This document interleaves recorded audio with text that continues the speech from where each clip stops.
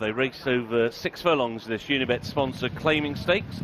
Seneca Chief just a step slow away, hustled up towards the inside rail, and it is Stargic who will claim the early lead. Alfred Cove around the outside, now pressing the pace and moves on. So it's now Alfred Cove who goes on to Stargic towards the inside, racing in second. 4 wide is under curfew, but making a move to go close up in third position. And then Star Sheba is just fourth towards the inside rail. Desert Boots, followed by Chazz on the inside. Rules of Order, a break then of a couple of lengths to Beau Jardine, and the slow starting Seneca Chief at the back of the field. In line for home, 2.5 furlongs to go. Alfred Cove down the centre of the course towards the far side rail is Stargic, who is now beginning to kick back.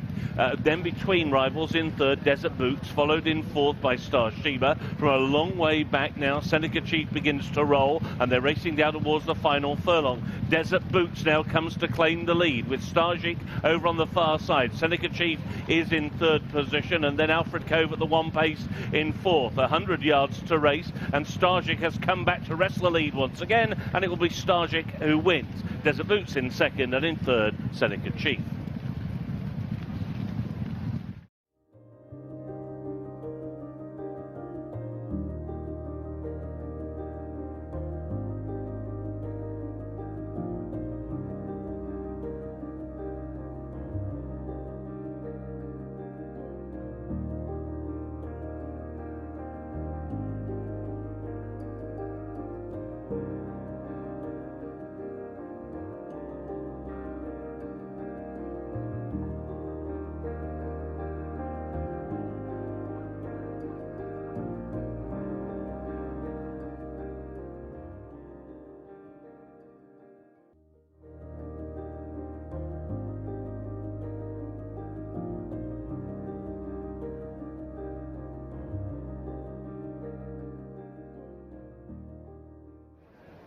And they're off in this Unibet-sponsored nursery over 6 furlongs. Through the early stages on the outside, Air of Force was away very quickly. Elegant Charm is also right up there, and so too is Thunderball towards the inside rail. Lahina Bay is another one who goes forward as they go into the turn. It's Air of Force that has the lead by half a length. Lahina Bay is racing in second, then Thunderball up against the rail in third. Very keen is Elegant Charm, racing now in a share of fourth, with Fox Degree on that one's outside, and wider still is Expert Agent, 4 wide, but now moving through to take fourth position. Then Unlimited Data, who races up against the inside rail. Royal Mariner has only got a couple behind. Tenjin is last but one, and the back marker as they come up the home straight is pending appeal with a lot to do and had to be switched off heels inside the final quarter of a mile. Air of Force has a lead of just over a length to Thunderball in second. Down the outside, Expert Agent, and on the inside, Tenjin, and Tenjin is a big danger to them all. Inside the final half furlong, Tenjin now knows us to lead. Down the outside, Elegant Charm. Between them is Air of Force, but it is Tenjin in front. Tenjin wins to Elegant Charm, and between those two was the early leader, Air of Force.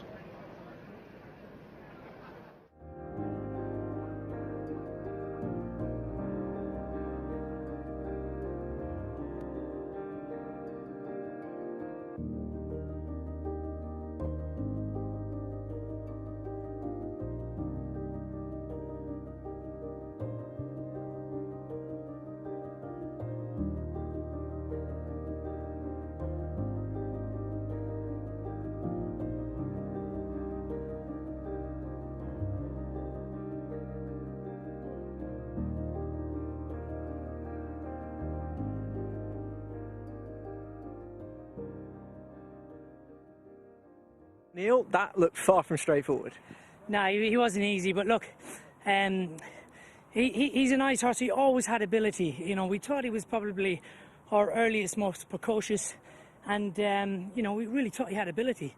And then he had an accident in the box, and he just hurt himself in his jaw area, and it just got into his head mentally, and he just couldn't quite get himself right, and he was actually going the wrong way. And it was a shame because, you know, Marco was on about, well, not Marco, everybody was kind of getting fed up of him and thinking, like, you know, he's not showing his true colours, and he was actually, I think he was on the list twice to be thrown out of the yard. So, but look, there's 2 of Marco's staff, Eric and Andre, like, they ride him every day, and they've literally turned the horse around. they've got him to relax enough to race. But look, it's credit to them because they do all the hard work and I just get on him. But look, he wasn't easy to hold, but as long as I could hold him for as long as possible, and the good thing for him is get a bit of confidence from that. I didn't have to touch him with a whip, so it was great. Well, he didn't look easy during the race. He didn't look easy after the line as well. When you were walking back to the chute, you were still pulling your arms out. Yeah, look, you know, he's still a work in progress.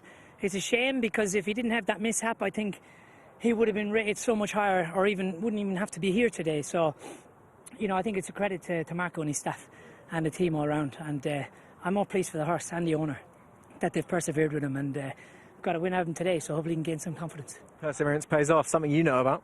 Yeah, we keep the head down, keep working, keep trying. Well done, Neil. Thanks a lot.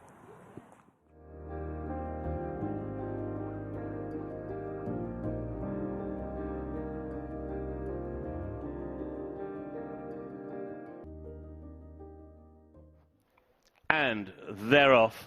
They have gone without horse number 11, No Turning Back, who was withdrawn at the start, refused to enter the stalls. More of that to come after the race. The early pace is put up by Flagman, and now around that one's outside is Darkest Dream, and out quite wide is Celtic Sorcerer. Already quite well strung out as they make their way down the back straight, and it is Darkest Dream who has got the lead. To Celtic Sorcerer on the outside racing in second. Flagman up against the inside rail is in third. The favourite Hickory goes into the turn in fourth. Towards the inside rail, Sunset in Paris is in fifth position, followed by Glampus, who is in sixth with a half-mile to go. Roaring River is next, then Alchemist Dream, and the back marker as they go around the turn is Pittsburgh, who's racing about 8 lengths off the leader, who continues to be Darkest Dream as they come into the home straight. Darkest Dream out in front to Celtic Sorcerer towards the outside in second. Flagman against the rail in third. Hickory travelling well in fourth, and may angle now towards the centre of the course to deliver a challenge. They're racing down towards the final quarter of a mile. Darkest Dream still has the lead to Celtic Sorcerer, who now has taken the advantage. Hickory towards the outside, breezing into contention as they come down towards the final furlong. Hickory goes on to Celtic Sorcerer in second. They're bunching up for the minors, but it is Hickory who's out in front, and coming back after 26 months off the track. Hickory is now 2 out of 2. Getting up for second on the outside was Glampus, and it's very tight for third.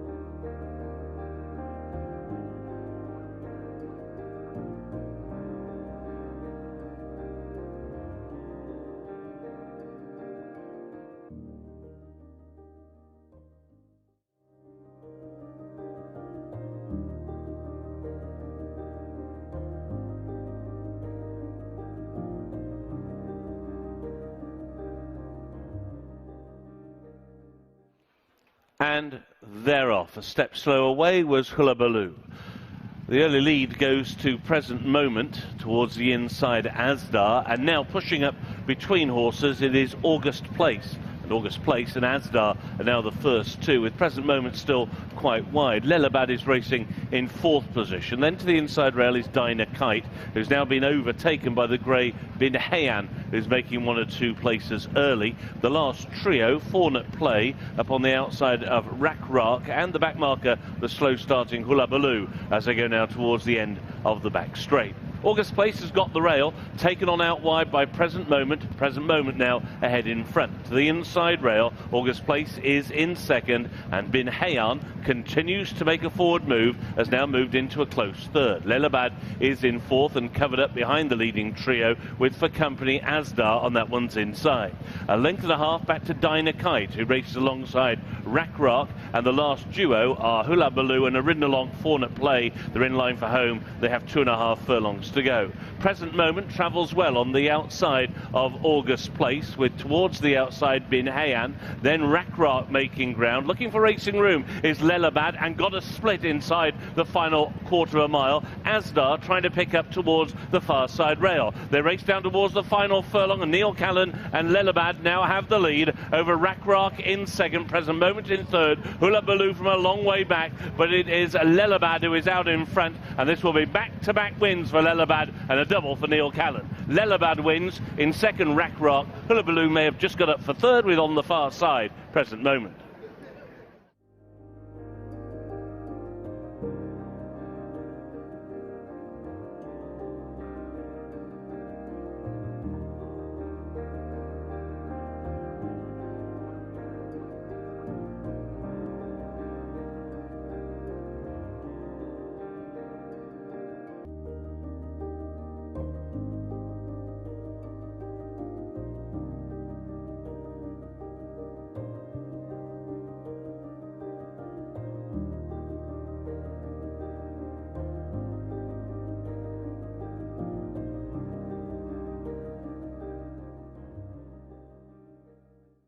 William, well done. It all seems to have clicked with Lelabad now back-to-back wins. Yeah, absolutely. You know, he's run some good runs in defeat through the summer, notably at Yarmouth. But I think back on the all-weather surface, he's really taken a liking to it. And obviously, I think he got his confidence at Chelmsford the other day. And yeah, he was impressive there today, wasn't he? More impressive than he was at Chelmsford. He made up great ground to win going away in the closing stages, but today he put the race to bed really pleasingly. Yeah, a great combination of maybe prefers the surface here at Kempton as opposed to the Chelmsford surface, but also, you know, they get their confidence after a win, and you know, we've been happy with the way he's been training at home, and I thought he was the race probably didn't have that much strength and depth without being rude to the other horses, but at the same time, he has won it very easily there today. When it makes you think you could come back here, you know, in a few weeks' time and he'd do the same again. There look to be plenty of opportunities for a horse of his ilk. Do you see him going on throughout the winter campaign? Yeah, he's in the sales tomorrow, so he'll go through the ring tomorrow. But I imagine the owners will protect him because, you know, he'll have a reserve because he's obviously looks like he's on the upward curve. That said, you know, if someone's prepared to pay good money for him, he might sell. But you know, he might be a horse which, you know, you could go a couple more times with, have a winter break, come back next year as a stronger 4-year-old. You know, he's got a nice pedigree. He's a half brother to a very good horse. You know, we bought him from the Shadwell consignment, and you know, he's got a smart pedigree, and there's no reason why he wouldn't make a better 4-year-old. So, yeah, I think we've got to sort of sleep on it, see what happens tomorrow, and then sort of make a plan. But yeah, look, if there was no sale there tomorrow, and you know, we would be definitely coming back here in a couple of weeks' time for a similar race. And just on the stable form over the season, finally, how would you assess your 2022?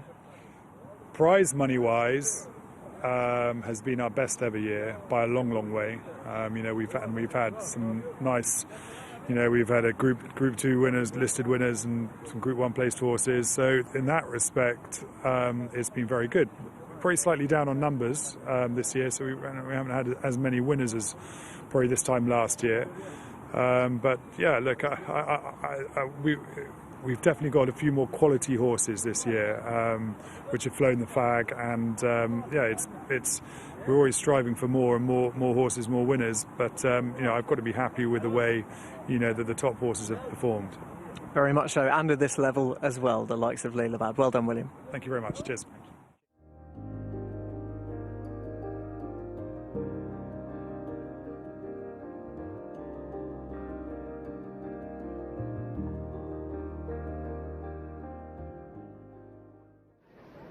And they're off. Whatacre Grace just walked out of the stalls and surrendered 3 or 4 lengths. Also very slow to go was La Rave. No speed early from Cowboy. Already a well strung out field, which saw Piffle lead them through the first furlong. Covert Mission to within a neck, racing in second. Quite keen in third, My Ambition, racing up on the outside of Greg the Great. who's against the rail in 4th. Pushed along early in 5th place was Cardinia, as now the pace slackens. Then Jack Sparrow racing on the inside, a break of a length and a half to Cowboy. Held up at the back of the field, La Rave and Wadaker Grace, who blew the start, but another one who is keen now. They go into that far turn, and it's Piffle out in front by a neck. On the outside, Covert Mission races in 2nd. My Ambition around the outside of Greg the Great in 3rd and 4th as they go through halfway. Cardinia is next, stoked along on the outside of Jack Sparrow. Cowboy is the grey, racing about half a length in front of La Rave, and still Wadaker Grace is the back marker. They're making the turn in, they're inside the final 3 furlongs. Covert Mission moves up on the outside of Piffle. These are still the first 2. Ridden along My Ambition in 3rd, a slightly awkward head carriage. Then towards the inside is Greg the Great. Down the wide outside, Jack Sparrow is trying to pick up La Rave with a little bit to do, but is now beginning to get into contention, but still with about 6 lengths to find. Down towards the final furlong, and it's Covert Mission who has the lead over Piffle in 2nd. Jack Sparrow continues to stay on, so too La Rave. Covert Mission needs the line as they race up close home. Covert Mission may have just held on. 2 in 2nd, Jack Sparrow, and then Never Near in 3rd, La Rave.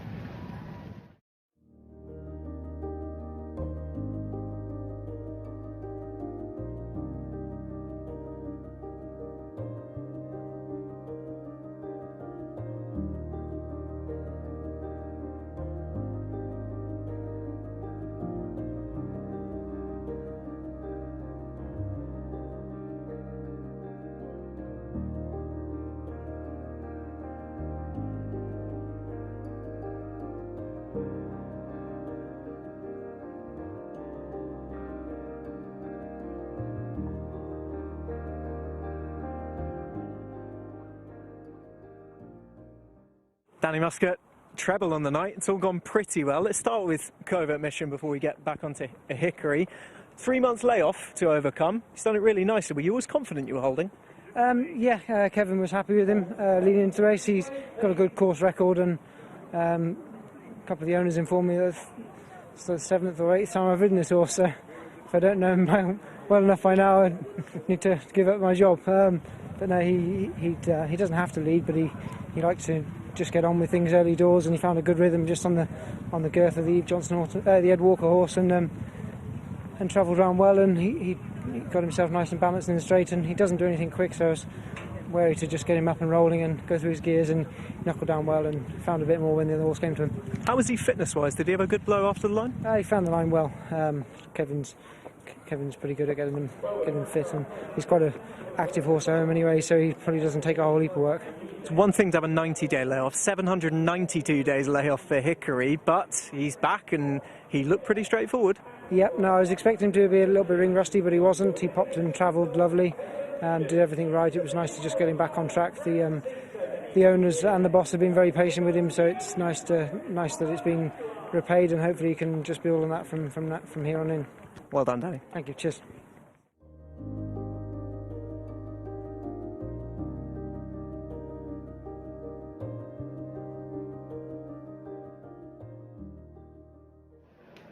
And they're off for our 6th and feature of the evening, the Unibet 3 Uniboost Today handicap, 1.5 miles for 3-year-olds, and it is Nada who has claimed the early lead. Towards the centre of the course, Maytree Respite moves through to take 2nd position.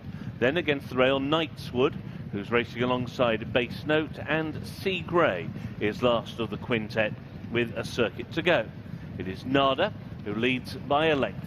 On that one's outside, Maytree Respite racing in 2nd position. 1.5 lengths away to Knightswood against the rail in 3rd. A neck to that one's outside is Base Note, and a further 1.5 lengths to Sea Grey as they make the turn, going on towards the final mile and into the back straight. Nada's lead in the hands of Kieran O'Neill extends to nearly 1.5 lengths. So Maytree Respite and Lewis Edmonds in 2nd.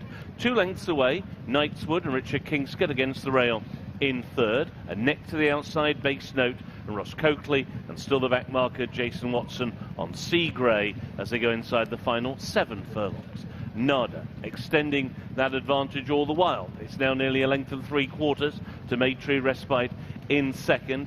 In 3rd to the outside, Base Note, and then covered up towards the inner is Knightswood, and still the back marker Sea Grey. They've gone through halfway, racing now towards the final 5 furlongs. NYRA still has the lead to Maytree Respite going into the turn in second, and now he's 2 lengths off the leader. A further length and a half away, Base Note and Knightswood locked together in third and fourth. With a half mile to go, Sea Grey still in the cheap seats at the back.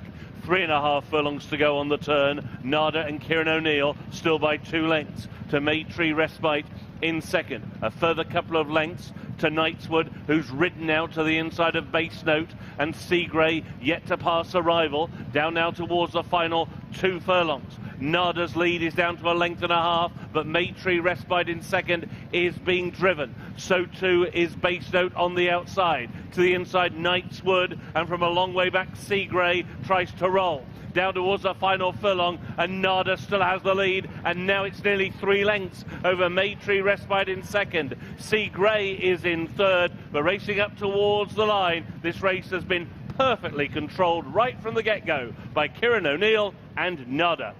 Maytree Respite in second, Sea Grey filled out third.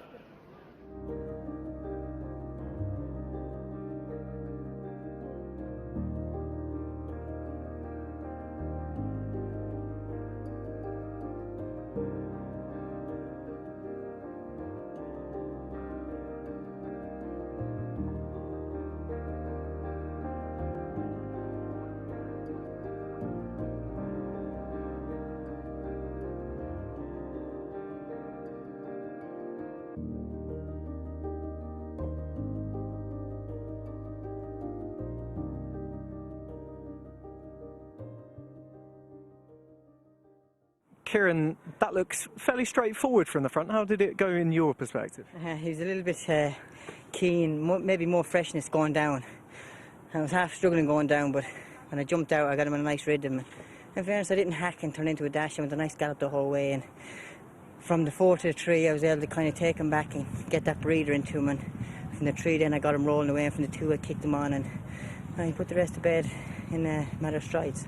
I should say straightforward at the business end.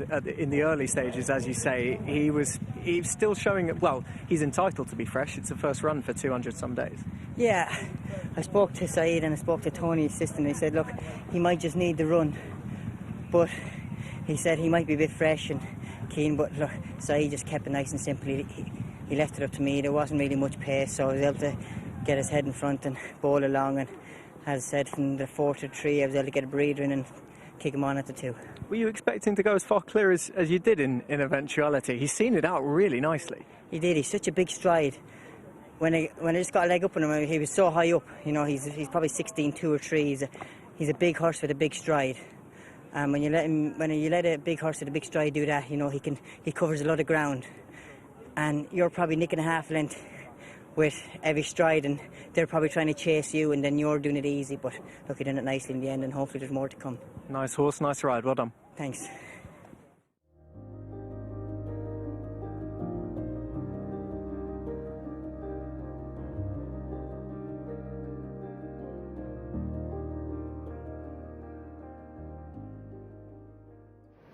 And they're off.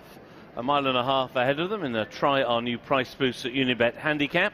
Towards the inside, it is Kells who has pulled his way into the early lead. Towards the far side rail is Study the Stars. These are the first 2. Kells, however, is taking a fierce hold in front as they come up past the enclosures with a circuit to go. So Kells, over racing, leads by about 2.5 lengths to Bobby Kennedy, who moves up on the outside of Study the Stars, now in a dispute of second and third. Then Mujid, who races to the outside of Where's Tom, with on the inside rail Moonis. They have just over a length back to Arab Cinder, racing on the outside of Largo Bay. Then Perfect Myth, who sits towards the inside rail at the moment with only 3 behind. One of those towards the outside is Pablo Prince. At the moment, Typewritten is just about the back marker and racing alongside Stars Are Born as they go down the back straight. Kells continues to reef and pull out in front and has now pulled his way into a lead of about 6 lengths, and he's clear of Study the Stars, who in turn now has taken a clear second place. Bobby Kennedy is in third. The red colours of Mujid towards the outside has now inherited fourth. Munis is next, followed on the inside by Largo Bay, with just a little bit wider Where's Tom, who's followed by Arab Cinder as they've gone through the halfway point. Perfect Myth is next, followed by Pablo Prince. Last but one is Stars Are Born, and Typewritten is still last as they go into the turn. Typewritten now is a good 15 off the leader, who continues to be Kells, with around about 4 furlongs to go. And Kells now begins to come back to the field. Study the Stars now in second. To that one's outside is Bobby Kennedy, who is in third, and Mujid is in fourth, and Munis, followed by Where's Tom and Largo Bay and Arab Cinder, and then Perfect Myth and Pablo Prince. Now ridden the grey around the outside, Typewritten to try and make ground, with on the inside Stars Are Born in line for home, and it's all changed now at the head of affairs. It is now Study the Stars who goes on to Arab Cinder on the outside of Bobby Kennedy. Munis cuts towards the inside, Largo Bay tries to follow that one through. Pablo Prince down the wide outside, another one who tries to pick up. They race down towards the final furlong, and Study the Stars has the lead, drifting towards the far side rail. The lead is 2 lengths over Munis in second. Arab Cinder is back in third as they race up towards the line. A third win of the year for Study the Stars. In second, it may just be Arab Cinder on the outside. Largo Bay stayed on. Munis was also involved.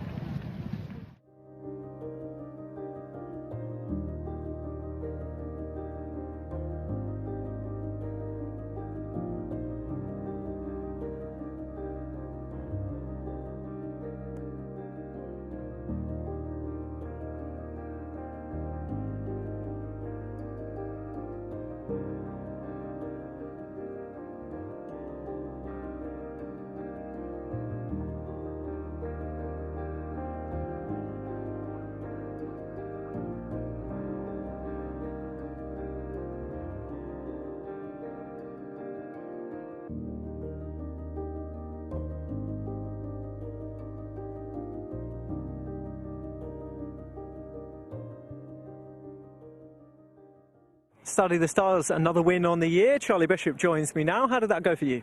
There was no pace on paper, and then obviously there was Jason Waters' horse was quite free. Perfect for the first half of the race for me, but then kind of left me in front a long way from home, and that sort of wasn't the plan. But no, he's had a wander around, so there's plenty left in the tank, and no, he's done it with plenty in hand. Is that something that is... Well, how exactly do you approach that? You have to be flexible, exactly. You have to know that when one's bolting off in front that he will come back. It's just a question of when. Yeah, I guess it's just kind of gets built into you, isn't it? At some point you have to back yourself to know that you're going the right speed, and I was always confident I was going to pick him up, so no, it's good, very good. Were you always confident he was going to go on and win it as he did? I was when I gave him a kick at the 2-pole, because he quickened really good, so yeah, no, it was great, and I think it was George's 500th winner, so if it was, many congratulations to him, and thank you very much for the ride. Excellent, and many more to come as well. Have you got... Is there one in the last for you? Yeah, I've got one for Eve, Mount Olympus. He's been sort of running in and out. He ran well last time, probably needed to run a little bit, so 2 miles around here will be something he hasn't contended with before on the all-weather, but hopefully he can run a nice race. Would you be looking to go forward like Georgia did on him last time? Would you be looking for just take it as it comes? Yeah, I mean, Eve's pretty easy, so I guess it'd be nice and handy if no one wants to make the running, we'll go, and if they go quite quick, we'll sit mid-div, so normal. She doesn't complicate things, thank God. Best of luck, well done. Cheers, thank you. Thanks, guys.